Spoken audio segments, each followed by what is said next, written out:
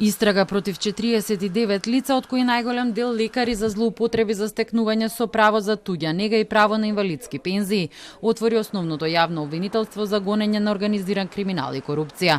Од нив 23 лица се приведени, а едно е недостапно. Две групи се формирале во 2023 година, една за постапки за туѓа нега, друга за инвалидски пензии. Шемата била иста, примале подкуп за да им завршат работа на барателите, обезбедувајќи им невистинита медицинска документација. Првата ја формирала поранешна вработена на Универзитетската клиника за уво, нос и грло во Скопје, заедно со други двајца осомничени. Телма дознава дека станува збор за Славица Милошевиќ, која била сестра на клиниката и добила отказ поради сомнежи за незаконско работење. Потоа и се придружиле уште 9 осомничени, од кои двајца лекари специјалисти и председатели на стручна комисија во рамки на болницата во Велес, како и други лекари вработени таму и во ординација во градот, потоа во клиниката за неврологија во Скопје, како и адвокат од Велес, како и вработен во Тетовскиот центар за социјална работа. Така, членовите на групата без присуство на лицата кои давале подкуп обезбедувале фиктивни медицински прегледи кај матичните доктори, како и клинички или болнички прегледи кај лекари и медицински лица.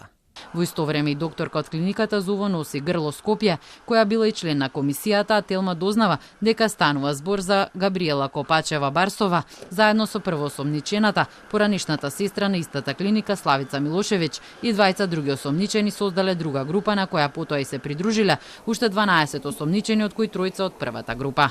Со преземените действија, осомничените членови на групата на барателите им обезбедувале исполнување на услови за успешно водење на постапките за стекнување со право на инвалидска пензија.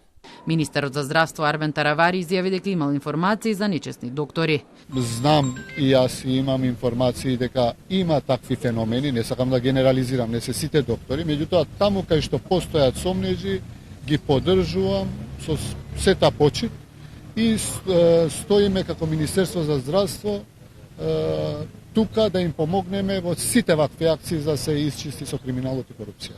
При претресите одземени се 110.000 евра, 65.000 денари, $100, повеќе мобилни телефони, нотеси со податоци на должници, како и разна медицинска документација и повеќе факсимил печати. Осомничените се гонат дека направиле штета на буџетот и за повеќе кривични дела. Злоупотреба на службена положба и овластување, примање и давање подкуп, примање и давање награда за противзаконито влијание. За 12 осомничени се бара притвор, за тројца куќен притвор, за останатите мерки на претпазливост.